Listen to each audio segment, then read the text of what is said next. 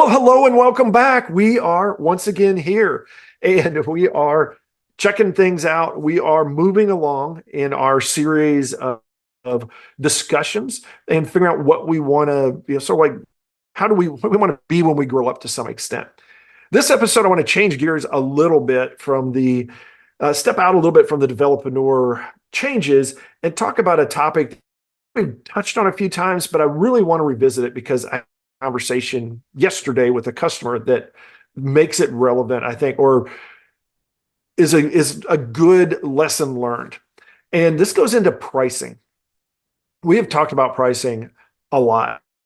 Michael and I in particular, as we've talked about both our, particularly when we got into our classes and how much you want to, how much do you charge for that content and what does that look like? And then also our services and our products that we have, whether it's Vision QA that is building out or RB Consulting. And I think a lot of developers run into the same problem where we don't charge enough sometimes. And then some people are just going to go nuts and they're going to charge you $1 billion and they're going to, but I think if you're a true developer, love doing this work. And so this is something that's fun and it's really more about getting paid so you can pay the bills and not really because you're doing this to become rich. If we do, none of us complain. It's not like we're going to say, oh man, take those bags of money somewhere else. But we do, I think, struggle with that. And it's hard to figure out what should I charge? What actually makes sense for me to charge for my service, and particularly at whatever level I'm at, whether I'm starting out or whether I'm further along. And before I go into my story, I want to throw it to you, Mike. Any thoughts on pricing that you want to throw out there? Yeah, we just had a conversation on that this week because in the co-starter class that I'm involved in right now to help boost Envision QA, one of the other students was looking to branch out their business, and they're a bakery. And you wouldn't think tech really goes with a bakery, but they had some ideas that they wanted to pursue outside of the brick and mortar. And it led to some discussions on, what do they need in that. But the key issue you run into with anything really, even when talking to customers, is sometimes when you're having a conversation with someone, they don't really know what they want. So trying to piece together what type of software they need, what type of application they want can be difficult. And the price can be really high at the start, and then you can kind of stream it or filter it down to something that's a little more feasible. But when a customer comes to you and say, hey, I want something like Airbnb, or I want someone to build me something like Facebook, you're not going to tell them, yeah, I can do this for $5,000. No way. A lot of them will come to you and say, hey, can you build this for $5,000? And the answer is going to be, you're crazy. And that's because they typically don't understand what really goes into it, what's involved. So what I like to do is typically start at the high level, try to get the requirements that they want in like a 1 hour session. And if I can summarize that and send it to them first and then get feedback on that, then it helps us get a little bit closer to that price tag. But typically, though, it's hard, when you really don't know what they want, or if the customer's unclear what they want, then when you make a bid or you give a price for one thing, you could really get yourself in trouble. Either you're going to be too high or too low. Yeah, and that's exactly where, really, it's exactly what I ran into with this company. Was originally when I first started working with him a month ago, it was so, hey, here's our budget, and we want to rewrite. It was essentially, we want to rewrite a system. Here's our budget, and I was like, hey, that's your budget. We can, assuming that these things are in place. And then it was one of those, what was there enough to say, okay, that could make sense. That's to do it from scratch, then we could probably do it. It seemed like a fairly simple application. However, getting into it and starting to dig into the various components and the way it was built, it became something that was much more complicated. And so the initial, it's a time frame about 4 to 6 weeks. And that would work out with their budget and everything else. And that all sort of like, it's one of those where they said, this is what I've got. This is the box that I'm putting you in. It's like, okay, we'll find a way to get something into that box. Well, going into it and talking to them, we started finding out that no, we're not going to be able to fit this in the box. So it was one of those, again, I think a lot of people sort of shy away from those conversations where it's like, hey, I went to you, I said, this is what it was going to take. It's going to take something else, or we're going to have to change stuff quite a bit. And that was how the conversation went. It was like, hey, here's a couple of key areas. They are not going to be full featured like, sort of had planned initially. Those things are going to have to be reined in quite a bit because and it was really as the kind of stuff where he was general early on and then he got more specific about what he wanted. And it's like, oh, wait a minute. There's a difference between, for example, use like make me Airbnb or Facebook. It's like, or Google. It's like, hey, if you want me to make you a page that all you do is you enter something, it gives you some search results, but it's not searching the internet, it's searching some little database, then sure, we can do that all day long. Now, if you rest of the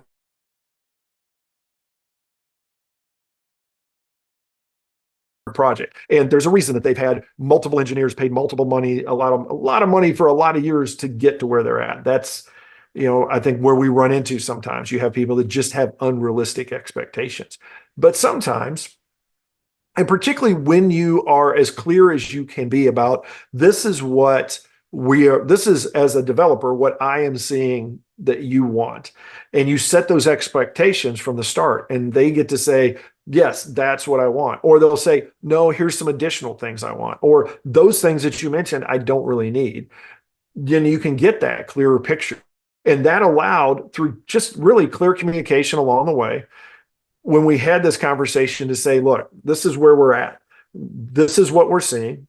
This is how far we can get, but I don't think it's going to get you where you need to be. And it turned out to be a really good conversation because he said, yeah, I get that. Okay. I didn't realize that the situation, the stuff we had, quite as bad as it was. That's happened more than a few times that I've dealt with people. And then you end up with something where now it's like, okay, it turned out to be a good enough thing because we're just going to extend the project out and be able to get for what they need. Now, that being said, there are some things that can go completely off the rails. And even in those cases, it is worth it to have that conversation because sometimes you need to decide whether you're going to continue because whatever estimation or whatever you did, if you said it was going to be a 100-hour project and see that now suddenly it's going to be a 500 project, as you're getting into it, not when you get to hour 99, but when you start seeing that thing going off the rails, you need to start having the communication of, hey, this doesn't seem like, I think we're going to run into problems. And that conversation and that communication is going to at least help you when you get there to either say, hey, I can't afford to give you 400 hours that I think I'm suddenly going to have. So we need to figure this out. Or, hey, I'm going to donate a bunch of hours and get you there. Now, I've talked a lot, so I think I want to get a little bit of your thoughts on this, currently here, Michael, where we're at, and sort of the things I've laid out, and maybe some experiences you've had like that. Sure. So I've heard a couple things there. So one, I heard, you having a difficult conversation with the customer.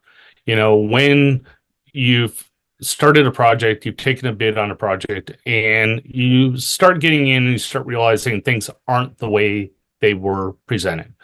And you figure out either very quickly that, okay, the initial estimate is not going to work, or what you were proposed to do is not feasible, or is going to take an exceedingly amount of time compared to what you were bid on. Then I heard that, as you got through the project, you ran into something where you're further down, not quite at that last hour, but further along into the project where, okay, now you've already burned half the budget. And now you might have encountered something, or scope has creeped in, or the process has changed. And in that case, then you have to go back and have another conversation of okay, this is not what we originally discussed. So now we're kind of going a different direction. So you have your initial where the project you bid on is not quite what you expected. You have one where scope has changed or the direction has changed.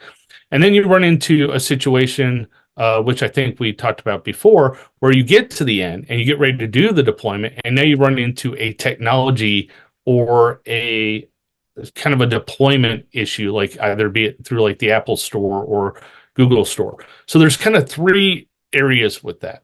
So the first, I would like to talk about how I would handle kind of the initial assessment. So when I go into like a lot of projects, contracts, whatever, I try to have that initial conversation, and I know you do too. Before we even take on a customer, we try to get some information about what the project is. Now, that's not always clear because in the customer's mind, sometimes they had someone else do. They know what the product is supposed to be, but that's not necessarily what the product is.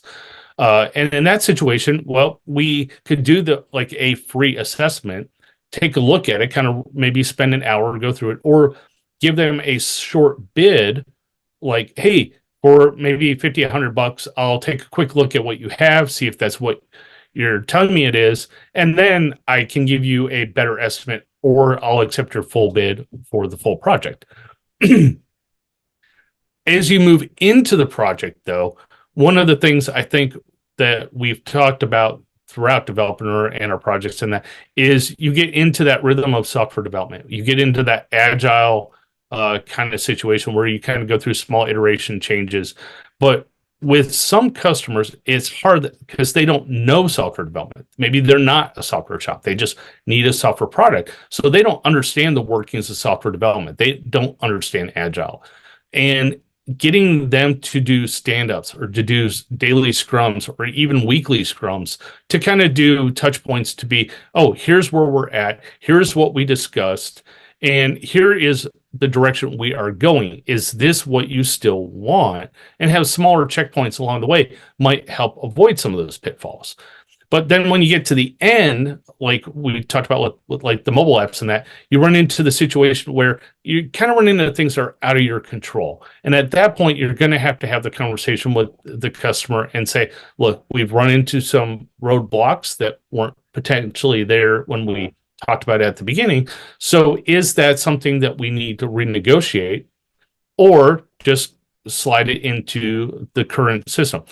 Some of those that I've done is I've actually tacked on kind of a customer service or a service little contract on top of that for like maybe 6 months. Like, hey, for like a couple $100 or a couple $1,000, I'll give you a couple hours of support that will kind of wrap into this to get us across the finish line, but I'll still be there for you, for a couple calls for a couple hours additional after that. So there's a little bit of revenue tacked on at the end, not a lot, but enough to at least kind of not break bread, but at least leave things in a better place than, be confrontational at the end.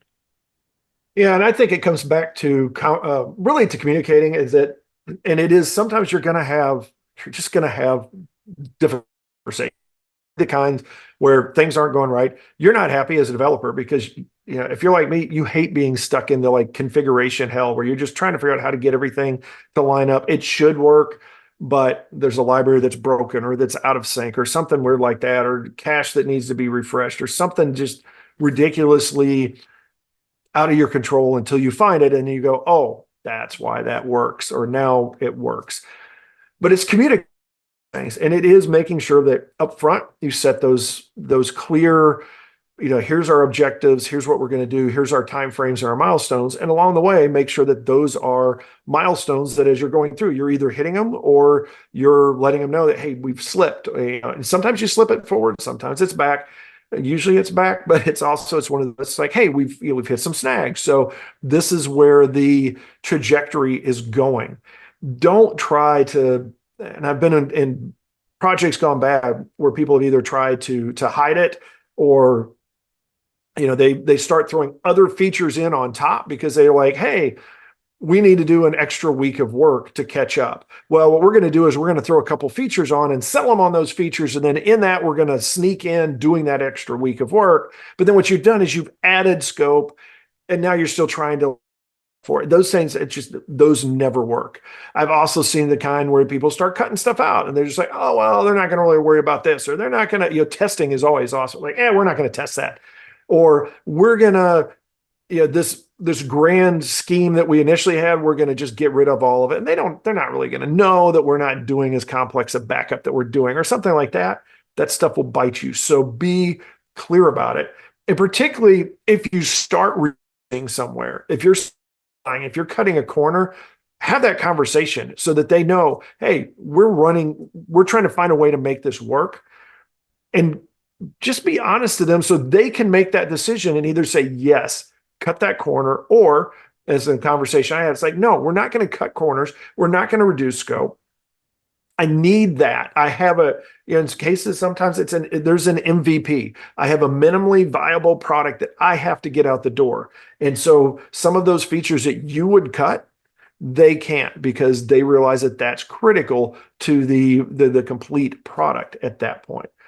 Now, I did want to swing back a little bit because I mentioned pricing, and I don't want to get away from like the most basic thoughts of that before we move on to some of the other things that we've talked about here. Is getting it, think about it. The best way I've heard it was somebody was like, and it was a lawyer of all people. One time I was like, hey, people come to him all the time and would, hey, can you about this legal thing or that legal thing? And yeah, as a lawyer in particular, and I think doctors and that, it's the, hey, can you take a look at this kind of syndrome? And we get that all the time. We have our family members and people like that. They're like, hey, my PC's broke. Can you go work on that? But we also will have customers that will throw that at us. It's like, hey, I know you're developing this, but we've got this other thing. Can you go take a look at that? And this lawyer told me, it's like one of the things, it's like, think about it as a taxi driver. And for those of you who, maybe are too young, there's this thing before Uber and Lyft that was taxi drivers, and they're still there in some places. And what they do is they flick their little, they hit the little switch. So once you get in there, the meter's running. And that is sort of what we need to, is that we can do stuff for free and pro bono, but we also should be paid for our skills and our time. Now, an easy thumb is if you've got a salary, you should be able to effectively bid based on that salary. So, and it's not hard to figure what that is you basically take the number, divide it in half, and that's your hourly rate. And I'm not talking your annual salary, but it's, to keep it simple, an example would be your annual salary is 50,000, let's say. And you divide it by the number of hours, which is typically 2,000, which makes it easy because 50 divided by 2,000 is just 25. 100 divided by 2,000 is 50. 10 divided by 2,000 is, so that would be your hourly rate. Makes it real simple to do the math. And that's sort of like your break even. So your minimum that you should be looking for, if, for example, let's say, nice even numbers. If you're making $40,000 a year, your minimum should be $20 an hour. If you go below that, then you're killing yourself. But that's the minimum. And usually it's something that you're going to do for, like if you're building out, for example, your Upwork or your Guru place or something like that you're building out your profile. You want to have some references. You may even do some pro bono work in that case. You may go down to your local grocery store and help them out with a system, or some local, e-commerce person that you've run into. Help them out with their tools, but you're doing that for the reference. You're doing that, and that's part of the deal. It's like, hey, I'm going to give you a rate that's either free rate, discount rate, and this is what I'm going to expect from you. So they understand that it's sort of a barter type system. Otherwise, keep an eye out for that, because you don't want to be in a situation where you've undersold yourself and now you're working long hours and you're not making enough money for it. And so that's, like I said, your minimum. Usually you're going to want to tack at least 10 or 20% onto that, because it's going to cover like taxes and all that kinds of other crap. And the fact that sometimes it's the fact that you're now doing, you're giving up your Saturday so you can go spend 8 to 10 hours working on this project. And so specifically when we get into the side hustle, don't undersell yourself on the side hustle and then end up, allowing it to bite you, particularly if that side hustle grows. Because now, if you've been charging $10 an hour, when you suddenly go to full time, they're still going to want to do that for $10 an hour. They're like, why did you suddenly jump from, 10 to $20 an hour? And you're like, well, now I need that money to feed myself. Before it was just, icing on the cake. They don't see it that way. That's just money that's going out the door for them. So now suddenly you've changed the arrangement quite a bit. So make sure that when you're doing your pricing, you look at that. And in particular, look at, if you're not sure where your salaries, if you think you're underpaid or overpaid or something like that, there are all kinds of places you can go, like Glassdoor.com and places like that have. They do, I think most of them do at least quarterly, definitely at least annually, and a lot of them will do it quarterly. So you can see what for my industry, for my skill set, what should I be charging? It's a little bit of extra price bonus stuff in there. It goes back to now sort of swing back conversations. It's having those conversations. It is as Michael said, it's like having these smaller, if it's agile, you can do it sometimes even more often than that.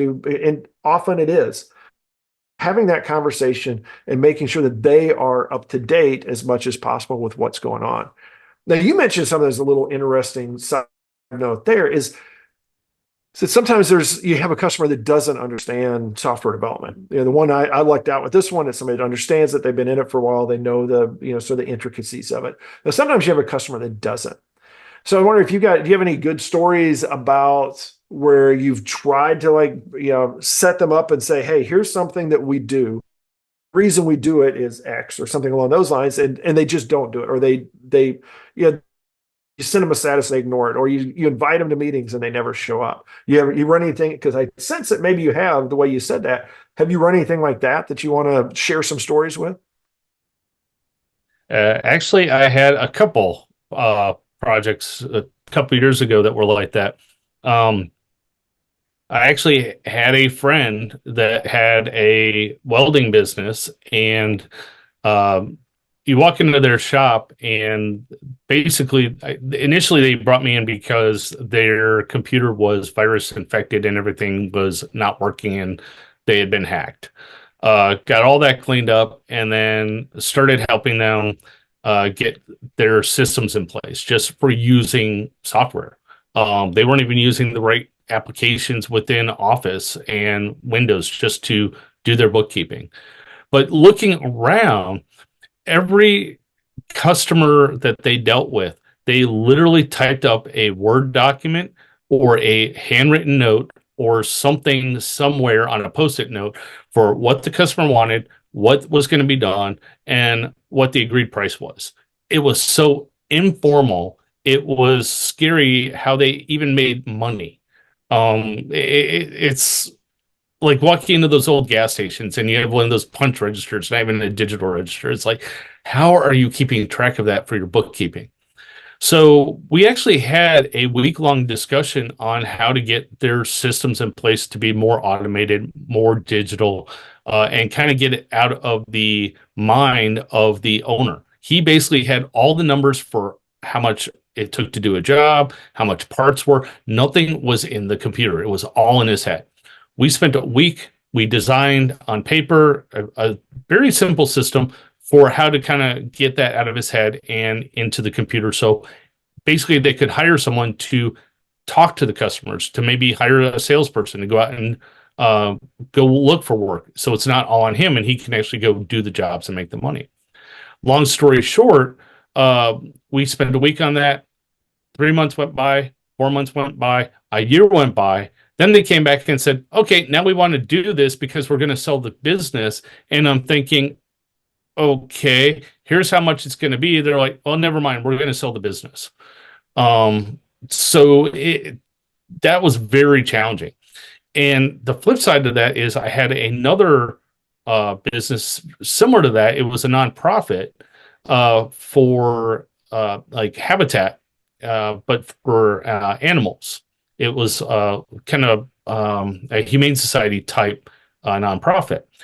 They again had a antiquated system that they did. A lot of stuff was on paper. All their customer memberships were all on index cards. So if I came in to buy something, they had to look through index cards to pull it out to say, oh, here you are. Here's how many things. Spent months with them. And ultimately, at the end of the day, they were like, well, we didn't have the money. Okay, I did a little pro bono, got them up to speed. But then they were like, no, not ready to pull the plug, not ready to pull the plug. And then a year later, when I'm 6 contracts in, busy, they're like, oh, we need this like yesterday. And it's like, sorry, I can't do it. I mean, it's just one of those things, you know? That is, wow, that last little bit is one that happens very often where it's, yeah, a lot of companies are like this. You like just run and run and run and go and go and go, and then they'll stop. particularly if you get to a point where it's like, okay, now we need you to like sign on the dotted line. Like you need to sign a statement of work, or we need to sign off on this. And so the work's going to start. You're going to get billed. You're going to be invoiced, and we're going to be expected to be paid on, whatever that schedule is. And a lot of times, like, oh, wait a minute. Now I got to figure out how to pay for this, essentially. Or, yeah, that's right. Okay, we'll come back to that a little bit. We're not quite ready. Or they get busy. There's like sometimes it's not even money. It's just they've got too many other things going on. And times you will see that as a developer. You're saying, okay, I've got to have 5 people in the next week to be able to get some requirements. And I know none of those 5 people are available at all. And it's just like, hey, let's just like put a little bookmark on this. Let's come back to it later. And then we can actually go through this conversation with these people. It'll be time. That's where it's worth it to have that clear communication, because if it's something they're going to start up and they're going to bring it back, it's going to go to sleep, it's going to come back in 6 months. Those conversations are great times to say, hey, we can do that. I'll go find other work. However, if we have to start it back up in 6 months, there's going to be costs related to the startup. And sometimes we don't want to do that because we're like, hey, I've got more work and I can just jump back in. It's very good to have that conversation early on to say, yes, we can pause. However, there's going to be a cost to pausing and then coming back that's in addition to all of this other stuff, that it's going to change some of or sometimes it's as simple as, those estimates that we put together, those may change in 6 months, because the last thing you want to do is be in a situation where, you go and put together a bunch of pricing. And I've seen this a few times. They come back a year later and they're like, yep, this is on. Like, well, great. But we changed our rates 6 months ago because things go up, prices go up. So here's what it's going to take. Or the technology a lot of times has changed. So it's something where it's like, we could have done that for that price then. However, because of the changes, now it's going to be very different. Or now you were working on version 1 of that. They're version 3. We need to rescope the entire project because you don't want to have a version. We could build that, but it's going to cost you more. And now you're going to almost immediately going to have to upgrade that. So have you run into issues with competitive bidding where they come to you, they go price around, and then they come back? Yeah, I've done that a lot too, where it's, and that's even, you've sort of alluded to, where we'll come in and do like sort of an initial, hey, I'll spend a few hours. We'll do sort of like either an assessment or an audit or an initial, I've even done stuff where it's initial, essentially requirements gathering point of an RFP. I mean, I've either put stuff together to a level of like going through an RFP process for them and saying, hey, here's what's out here and here's what it looks like. And they'll come back later, they'll get to the end and they'll say, well, we'll think about it. And sometimes they'll think about it and they'll take, what I put together and they'll go run off somewhere else and find somebody that says, hey, we'll do it for half the price. They do that. Sometimes they'll come back and they'll try to, sort of beat you down on your prices and say, hey, I found this other group that said they would do it for, $2 an hour less, or, whatever that is. And those are difficult, those are very difficult conversations. But a lot of times that's where I'm going to stick to my guns and say, hey, this was priced based on what our rates are and things like that.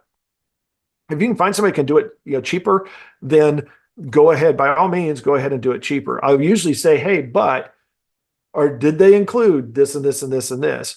Or sometimes it'll be, did they just look at what we presented you? And then they just, you just talked them into a lower price. How much do they know that? How much are you confident that they're going to actually be able to produce based on that? And it's not necessarily to talk bad about them. It's more to just say, hey, make sure you've covered, you've actually covered all of your bases when you do this. And you're not just looking for the lower price, because you're going to get, in the end, you usually are going to get what you pay for. And if you do that, good luck. And I've had a couple back, a year or 2 years, sometime further down the road, and said, oh, we went with this other group and they were great, and then it ended up not working at all. So can you help us out? And it's like, yeah. And then they usually will give you a sob story of like, well, we've spent all of our money. And it's like, well, I'm sorry. And sometimes I've had people that have come to me after they've gone through all that. And I said, I wish I could have talked to you earlier, but I can't, my company can't pay for your mistakes. It's my people can't take pay cuts because you guys, a crappy company. Get it out of that crappy company, get them to do stuff, but don't come to me and expect me to be able to, like make you whole when it wasn't my fault. And I think that as engineers, a lot of times we feel like, hey, we want to swoop in and be, the hero, but you have to remember you're running a business. And so you have to, figure out going conversations like, what am I comfortable with? What do I need to pay my bills to be able to put food on the table, to do the things that I need to do as a developer, and as so I can provide people a good resource and a good solution, as opposed to 80 hours a week to try to make all the ends meet. And it's partially because I'm just not charging enough for, and this is honestly, this is in any business. There's a lot of businesses, a lot of people I've talked to that they are working themselves ragged because they're not charging enough for service. So yeah, I've run it out more than a few times. Thoughts? Yeah, the biggest one I've run into is I've had some people, walk away, take what I give them for the RFP and they say no. But I've had people come back and it has actually cost more to fix the problem. And I've had to redo the RFPs and the bids, even at the current rate, but it's going to take longer to fix it. And that might be an interesting little bonus topic we can talk about afterwards. But it's something to consider when you're doing your pricing and when you're talking to your customers. Leave it with them. If you want to take it somewhere else, you want to shop around, that's fine. If things don't work out, you can come back to me, but this will not be the same conversation. This will be a different conversation and possibly a different price rate. So that's one thing you can kind of set the expectations when leaving with the customer. Leave on a good note. Leave the door open for them to come back, but set the expectation that I'm not going to either A, give you the same rate, or B, I'm not going to clean up someone else's mess for the same price.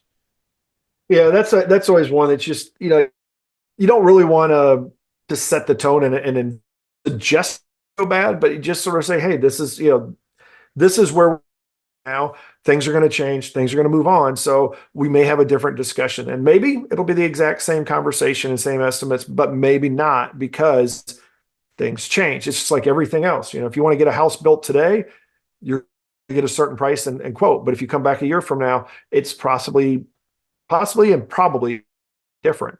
And you have to take those into account.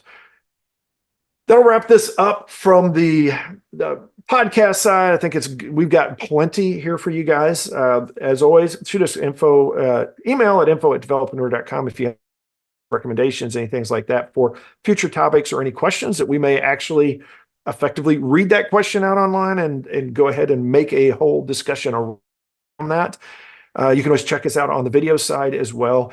If you're on the video side, then hey, we've got a couple of bonus things we're going to throw at you. But those of you out on the podcast, go ahead and make sure you keep your hands on the wheel and just keep on driving down the road. You'll catch us next episode. Until then, go out there and have yourself a great day, a great week, and we will talk to you next time. But the rest of you are still here. I do want to talk a little bit about the taking over something. I don't want to go too this. I think we'll actually probably do another episode on this because we have talked about this and touched on it a couple of times. And we actually talked about it an episode or two ago here, and it is where you have the idea of sometimes versus buy. I do want to throw a couple of thoughts, just like some additional ones that came out of the basically it's like extend versus from scratch or something along those lines. I've come a lot of projects over the years where there's something that exists. Sometimes it's very functional. Sometimes it is very dysfunctional. It depends. It's like there's different reasons that customers have come to us. Sometimes it's just old. It's technology is 10 years old. They know it. It's sunsetted. They need to upgrade. And all of those are slightly different. Conversation. Thoughts on that is just my recommendations on that when you're going into those kinds of situations is one, if at all, if you have the ability to do it, take a look at what they have, not just like the application, although that's key. If they can walk you through how they use it today, that's going to be huge because it's going to be you're going to know this is what they're experiencing. This is what it looks like. This is how it feels to them. So you can have an idea of like the level of delivery that you're going to need to have with the final project. The other thing is if you can look at the source code and particularly the infrastructure that they've got, what is the architecture it is built on? Because it could be something, you could say, and they can tell you, hey, it's pick a language. It's Java. It's let's say SQL Server on the back end, and we're out on Amazon servers or something like that, virtual machines that we're running it. Like, okay, cool. That doesn't really tell you much because it could be that the way it works is that everything's sitting in stored procedures in SQL Server. And so you have to deal with SQL Server with stored procedure work. Maybe that's what you want. Maybe it's not, but you need to know that. It could also be that the database is one table and it's 400 columns. It's really a relational database. That is something I've run into recently where it looked awesome until I was like, oh, here's the schema, but it was just tables and it wasn't like the detailed schema. It's just here's the tables and here's the fields. And I think gave me some field types. They didn't have anything about key relationships or anything like that. And I come to find out because none of those exist. They don't have they primary keys are crap. The relationships don't exist. The data is a mess. It's just one of those. It's like, oh, okay, I can find a way to make it work, but it's very complicated to take that thing and convert it into an actual real database. The source code. Take a look at from the end user experience. Like I said, have them walk through the application. Source code. Any documentation they have is going to be helpful. If they say, hey, we've got this thing, would you like to take a look at it? Yes. Before they even finish, you can just say, yes, I want to take a look at it. It may not at the time feel important, but I'm amazed how often I found like key business rules hidden into documents that I thought were not going to be very useful. Key little like warning signs that, hey, wait a minute, why do we have this thing out here if you've got a solution that's supposed to be all of that data? Those are the things that you want to get as soon as you can. And then take a look at it and figure out, what is the monster that they have today? Don't be afraid to look at it from the point of from scratch. What if I just took this whole thing and I just threw out sort of what exists? And you may not be able to, you may have to at least, keep the data. I throw this out, start with a whole new application, build it from scratch. Can I do that better? And then I just have to, factor in, you're going to have to transition their users, their data into whatever your new system is.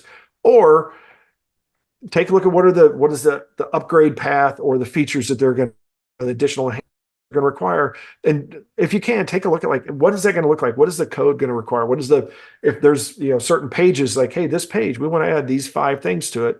Take a look at that and get an idea of what is the effort of putting that in there, just raw, but then also if you want to build on top of it. And then maybe the middle ground is like, what if we want to take what they've done?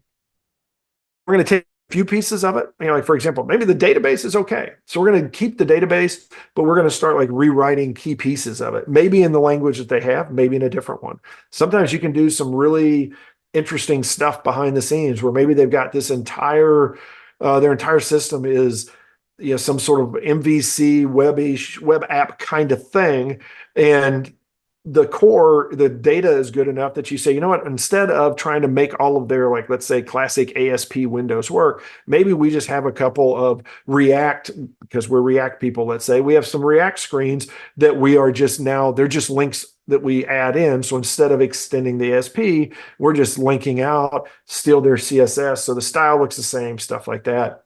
There's a lot of ways to skin that cat. No offense to the animal lovers out there, but extra offense to the cat lovers, because let's say, dog lovers are better.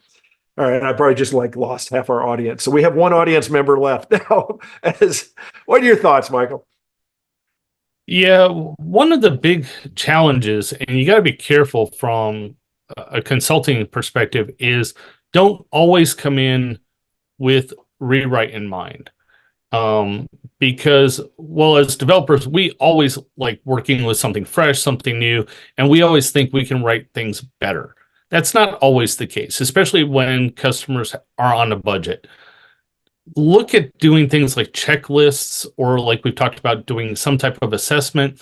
Have something aside so that when you're talking to the customer, you have certain questions you can ask to get yourself familiar with what they're working on, what their problems are. See if you can assess what their requirements are, what the user requirements are, what their application requirements are, and then figure out if what they have works within their box, or something that needs to be broken down and maybe built anew. Some of the things to consider, and you touched on it, Rob. So, we have legacy applications, we have abandoned applications, we have applications where I've seen, at least, where someone hasn't touched on it in years, and they dust it off and they're like, hey, I want to put this out there. Well, let's see, that language isn't around anymore, or that hardware doesn't work anymore. And you have to kind of rebuild things just from that perspective. You don't necessarily have to do a whole new application, but you may have to rewrite a module.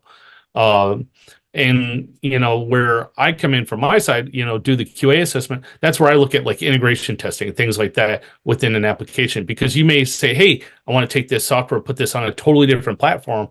Well, do you have the specs or the understanding of what is required for that software to work on this other platform? So there's things like that you need to think of as you're going through this process. Yeah, I think those are excellent points there.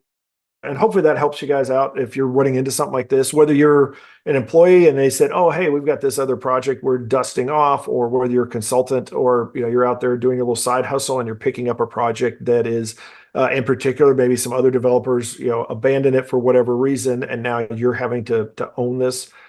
Just some good things to help yourself hopefully not get into a crunch. But now we are into a crunch and relating to time, so wrap this one. And don't worry, we're going to continue coming back here. You can check us out. Same bat time, same bat, or same developer time, same developer channel. And we're just going to continue chugging along here, having some of our conversations, share those out. As you can leave comments, an email, info@developreneur.com. But go out there, have yourself a great time, and we will talk to you next time.